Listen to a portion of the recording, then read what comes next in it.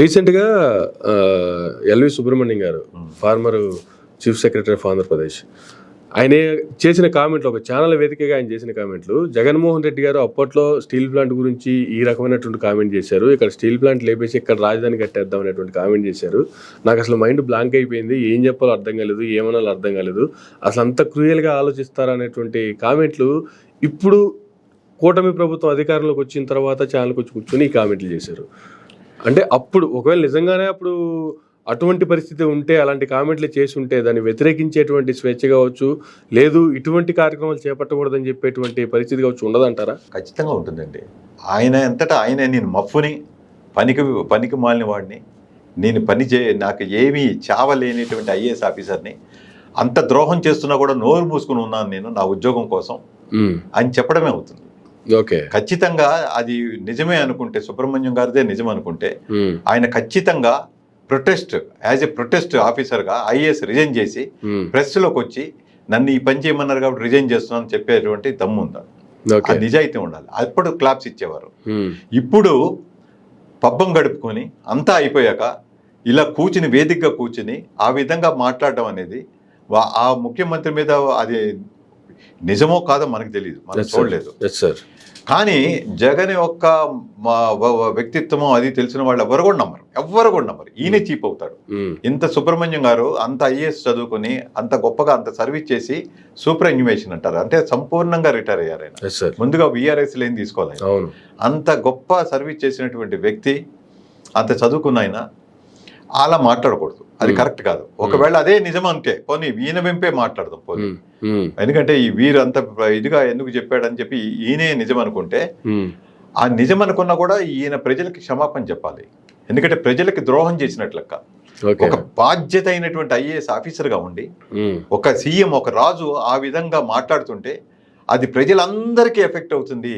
కొన్ని వేల మంది ఉద్యోగస్తులు రోడ్డును పడతారని తెలిసినప్పుడు, ఒక అమూల్యమైనటువంటి రిసోర్సెస్ని తరలిచేస్తున్నారు అన్నప్పుడు, నాశనం చేస్తున్నారు అనుకున్నప్పుడు, ప్రజాశ్రేయస్సు దృష్ట్యా ఆయన వ్యతిరేకించాలి, ధైర్యంగా వ్యతిరేకించాలి. అవసరం అనుకుంటే రిజైన్ చేసి ఆ రోజే చెప్పు ఉండాల్సింది. ప్రజలందరూ ఈయన కిరీటం పెట్టుకుని నెత్తి మీద పెట్టుకొని ఎల్వి సుబ్రహ్మణ్యం గారి పేరు చిరస్థాయిగా మిగిలిపోయేది. కానీ ఇప్పుడు మాట్లాడుతుంటే జోకర్ మాట్లాడుతున్నట్టుగా ఉంటుంది. ఈయనే కాదు, వీరినే అంటున్నాను కాదు, ఎవరైనా సరే పెద్ద పెద్ద ఐఏఎస్లు పదవులు చేసిన వాళ్ళు జనరల్ గా ముఖ్యమంత్రులు వస్తుంటారు పోతుంటారు.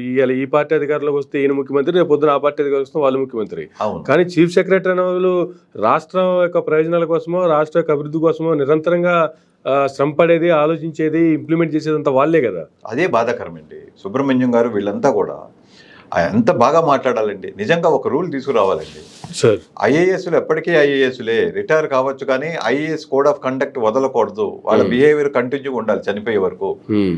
ఏ మధ్యకాలంలో రిటైర్ అయిన తర్వాత ఐఏఎస్ అనే హోదాతో పిచ్చి పిచ్చి ఎలిగేషన్లు చేస్తూ, ఒక పార్టీకి కొమ్ము కాస్తూ, ఒక క్యాస్ట్కి కొమ్ము కాస్తూ, ఏమైనా పిచ్చి పిచ్చి ఆలోచనలు చేసినట్టయితే, మిస్బిహేవ్ చేసినట్టయితే, మాటల ద్వారా కానీ చేష్టల ద్వారా కానీ వాళ్ళ ఐఏఎస్ని క్యాన్సిల్ చేస్తామనాలి. డాక్టర్లకు ఉంది కదా, డాక్టర్ డిగ్రీ క్యాన్సిల్ చేస్తారు. డాక్టర్ పెట్టుకోవడానికి లేదు, డాక్టర్ డిగ్రీ క్యాన్సిల్. అదే విధంగా ఐఏఎస్లు కూడా క్యాన్సిల్ చేయాలండి, చట్టం తీసుకురావాలి. ఐఏఎస్లు ఐపీఎస్లు అధర్మంగా ప్రవర్తించితే వాళ్ళ కోడ్ ఆఫ్ కండక్ట్ వాళ్ళు చనిపోయే వరకు కూడా ఏకంగా లేకుండా చాలా చీప్గా అయిపోయి, మరీ తేలిపోయి చులకనైపోయేలాగా ఉంటే ఖచ్చితంగా వాళ్ళకి తొలగించాలి. ఐఏఎస్ ఐపీఎస్ అని పెట్టుకోవడానికి వీల్లేదు. ఆ చట్టం తీసుకురావాలని కోరుకుంటున్నాను. అది ఫైనల్ గా ఇటువంటి కామెంట్లు ఎలా చూడాలి సార్? అసలు ఇటువంటి కామెంట్లు చేసేటప్పుడు యాజ్ ఏ లీడర్ గా కావచ్చు, లేదు యాజ్ ఏ ఐఏఎస్ ఐపీఎస్ అధికారిగా కావచ్చు, వాళ్ళ మైండ్ సెట్ ఎలా ఉంటుంది సార్? వాళ్ళ మైండ్ సెట్ రెండు రకాలుగా ఉంటుందండి. ఒకటి ఏంటంటే, వీళ్ళు ఎంత ఒక ఆర్గనైజేషన్ పరంగా పెద్ద హోదాలో ఉండొచ్చు, కానీ కొంతమంది కుటుంబాల్లో ఎలా ఉందంటే, నువ్వేం పైకి రాలేకపోయావు, అంత ఐఏఎస్ అయ్యావు, అన్నేళ్ళు ఉద్యోగాన్ని వెలగబెట్టావు, చీఫ్ సెక్రటరీలు కూడా చేశావు, ఏం లాభం, మన పట్టుమని ఎంత సంపాదించాము, ఎంత పేరు ప్రఖ్యాతులు ఉన్నాయి, ఏమున్నాయి, ఇంకా అప్లికేషన్స్ ఎలా ఉన్నాయి. ఎంతసేపు ఇంట్లో దెప్పేవాళ్ళు ఉంటారు కొన్ని కుటుంబాల్లో. అది ఇంట్లో వాళ్ళు ఎవరైనా ఉండొచ్చు. అలాంటి ప్రెజర్కు లోనయ్యి ఏదో ఒక ఇదిగా అని చెప్పి మైండ్ సెట్ బాగాలేక మాట్లాడే వాళ్ళు ఉంటారు. ఓహో, నాకు మాట్లాడటం రాదు కావాలి, నేను ఒక పార్టీ మేము వెళ్ళిపోతే నాకేదో పదవి ఇస్తారేమో, ఏ రాజ్యసభ ఏదో ఇస్తారేమో, ఇంత చదువుకున్నవాడిని కాబట్టి, లేకపోతే మా అబ్బాయిలకి లేకపోతే ఎవరికో లైసెన్సులు ఇస్తారేమో, కనీసం ఒక ఇది ఉంటుందో ఉండదు. లేకపోతే ఆ సీఎం ఉండగానే నాకు అన్యాయం జరిగింది, నాకు రావాల్సిన పేరు రాలేదు, నాకు ఇది రావాలేదని నిజంగా కక్ష ఉండొచ్చు. కక్ష ఉండి కూడా ఇట్లాంటి ఎలిగేషన్లు చేసి ఉండొచ్చు.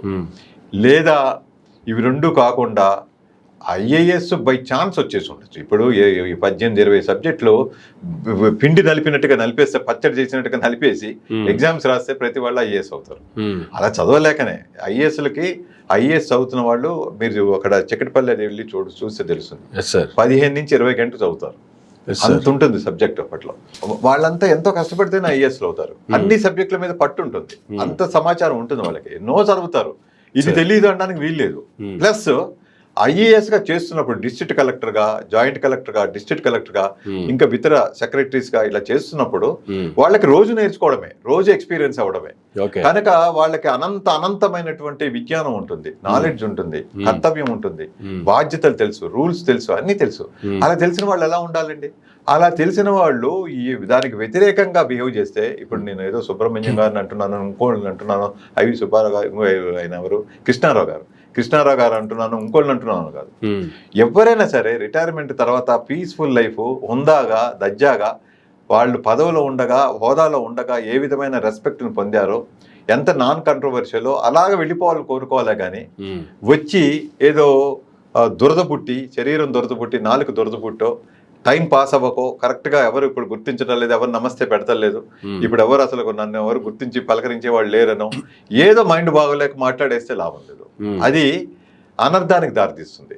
కనుక ఏంటంటే నేను వాళ్ళందరికీ కూడా విత్ రెస్పెక్ట్తో, ఫోల్డెడ్ హ్యాండ్స్తో, ఎందుకంటే వాళ్ళందరూ బాగా చదువుకున్నటువంటి మేధావులు, ఐఏఎస్లు, అలాగే ఐపీఎస్లు, వీళ్ళందరూ కూడా బాగా మీ ఒక్క సబ్జెక్ట్లో మీరు మెచ్యూరిటీ ఉండొచ్చు.